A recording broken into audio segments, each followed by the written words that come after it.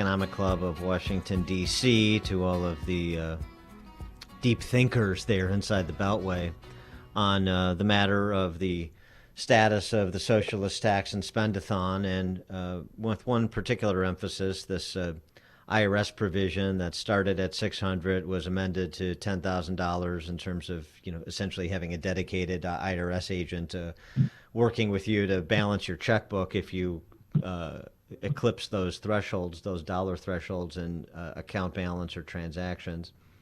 Manchin described his meeting with the president and staff on the matter generally and that provision specifically. But by the way, wait for what he says at the end in terms of the prospect still of getting something done, and any something is going to be in the trillions. I said, Mr. President, I don't know who put this out and how it got screwed up. When they said basically we're going to start looking at $600 transactions, even if it's $10,000, right. Okay, that's only $800, $900 a year. And I said, do you understand how messed up that is? To think that Uncle Sam's going to be watching Trenton and what it does for bankers and this and that. I told him, I said, Mr. President, I don't know what happened. This cannot happen. It's screwed up. Well, we're sitting there and all the staff is around and everybody's looking. I can tell. I don't know who was responsible, but they were all looking at each other back and forth. Who in the hell did this one? So he says, I think Joe's right on that. So I think that one's going to be gone. We can do that. Just to complete on this subject, you believe in a few months or so, we will have passed a bipartisan infrastructure bill and perhaps a partisan soft infrastructure bill that will pass the Congress? Do you think that will happen? I sure do think there's a high probability that's going to happen. Okay. There's a high probability that's going to happen. And, Manchin, it's interesting that he chose that venue to share that anecdote, and the anecdote he chose to share because what he's doing is positioning himself as the reasonable guy in the middle. And you know what? He's not the reasonable guy in the middle. This is a fraud, and all the caterwauling of the D.C. press corps notwithstanding, the support for Joe Manchin, particularly from the center right, other than as a cynical sort of useful ally of convenience, is overstated. It's unnecessary because he's not coming over. He's a big spender because he makes paeans of concern about the welfare state and about ridiculous unconstitutional overreaches that are included in this bill. Does not make him a reasonable person. It makes him a socialist who wants to take a slightly slower gait down the road to serfdom. Let's just understand who we're talking about here before we get to outside of ourselves. He's so reasonable because he's going to spend $1.5 trillion in funny money that we don't have and we shouldn't spend, as opposed to $3.5 or $5 trillion. That's the difference between being reasonable and an ideological crank. I don't think so. McConnell took to the Senate floor yesterday as well to essentially stake out the Republican messaging, such as it is on this. See if you're impressed. So our Democratic colleagues have become chairman of that. Montana says is if we're going to try something innovative, some innovative new ideas, and we don't have time to development, we could mess some of this up. No kidding, Madam President. This is just the latest saga in this long parade of Democratic tax hikes.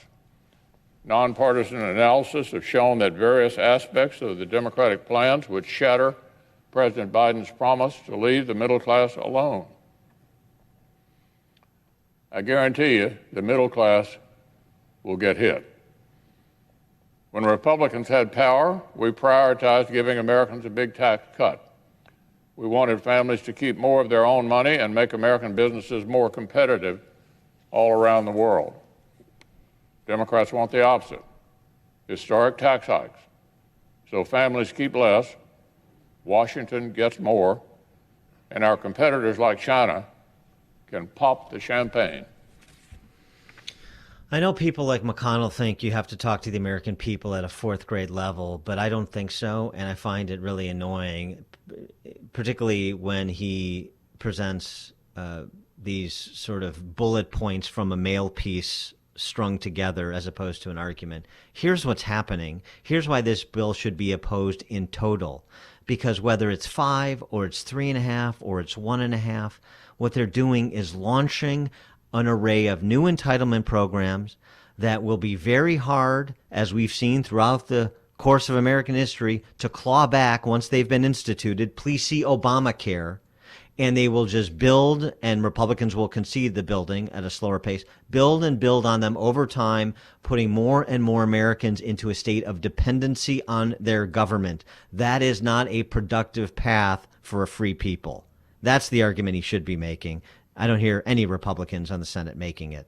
For more on the topic, we're pleased to be joined by Steve Moore, Trumponomics author, Wall Street Journal columnist, and economist, of course. Steve, what do you say first about Joe Manchin? Highly likely something gets done.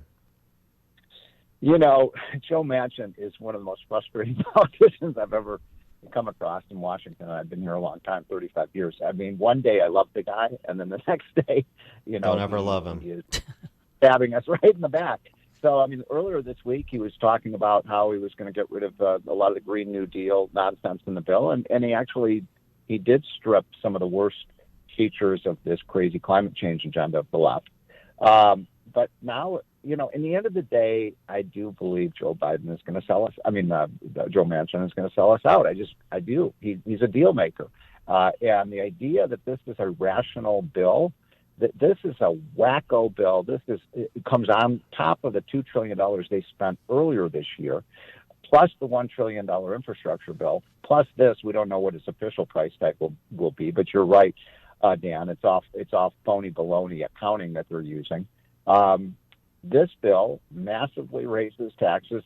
I take it personally because it reverses the Trump tax cuts that had such a profoundly positive impact on the economy and on jobs and reducing poverty. You're exactly right. It creates 5 new entitlements that all start out like little mustard seeds in the budget, and then they sprout into massive trees that will cost hundreds and hundreds of billions of dollars. It eviscerates all of the work for welfare requirements that were put in place in a bipartisan way in the mid-1990s when Bill Clinton was president. It kills our American energy industry, our oil and gas and coal industry at the time when we need it most. I mean, I could go on and on. There's nothing good about this bill, and it's so pathetic. For those who are listening to this call, if you're a Democrat and you're a kind of middle-of-the-road Democrat, the idea that only 2 out of 265 Democrats in the House and Senate have raised any objection to this awful bill, I mean, that says a lot. I mean, where are the moderate, pro-business, pro-growth Democrats? Do they even exist anymore? Yeah, I don't know. But President Biden wants this done before tomorrow. That's when he leaves for the 2 major economic and climate summits. It's all about the climate. So maybe some of those Democrats are sitting on their hands because of the climate aspect to this, which is small. Yeah, I mean, Pete Buttigieg, who's supposed to be dealing with the supply chain crisis, it's why we have empty shelves in many areas of the country, and why you can't buy a car because there's no cars and all this stuff. He's going off to the climate change conference in Glasgow, and you guys know that the 2 countries who are not participating this year are China and Russia. Yeah. And gee, what do they have in common? Oh yeah, they're the biggest polluters in the world. I mean, it's a joke. Actually, the only good thing about this is now I think people can see that it's obvious that China isn't even pretending that they're part of this climate change agenda, that their goal is to take over the world economically. They just made the order. President Xi basically announced earlier this week, we're going full speed ahead with coal production. Go, go, go. Produce as much coal as you can. Meanwhile, in Illinois and West Virginia and Wyoming and all over the country, we're shutting down our coal plants. And every time we close one, folks, they build 10 new coal plants. I mean, how does that reduce global warming? What about Republicans, starting with McConnell? Are they providing anything more than token rhetorical opposition to this, and not very compelling rhetorical opposition at that? I think the Republicans have been pretty solid on this. I'm very disappointed that there were 19 Republicans.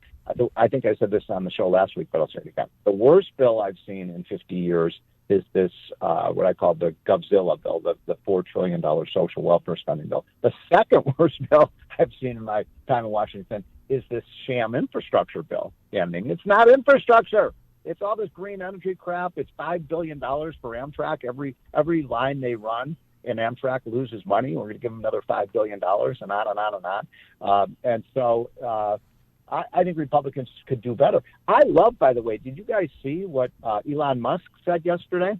Did you see his tweet? No. What is it? Oh, it's great. He basically said, look, stop. First of all, he said, I have $100 billion, but you know what? I've proven I can spend $100 billion a lot better than Nancy Pelosi and Chuck Schumer can. I was like, yeah, who can argue with that? Although he's got $100 billion because of the spending of Nancy Pelosi and Chuck Schumer. Right, government subsidies. But look, the other point he made, which is really what you were touching on, he said, look, does anybody really believe they're only going to tax the billionaires? Of course they're not. They're going to come after everybody, and that's the whole history of taxation. Oh, don't worry. I mean, when we passed the income tax in 1916, the Congress said, oh, don't worry. This is just for the really, really rich people. Nobody else is going to be affected by it. So how many times are we going to fall for that sham?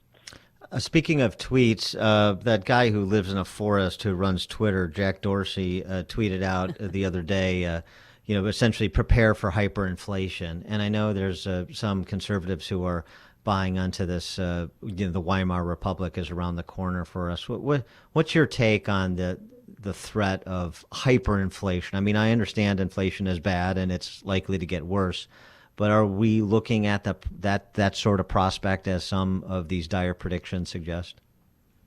Well, again, it depends on what your definition of hyperinflation is. If double-digit inflation like we had in the 70s, maybe.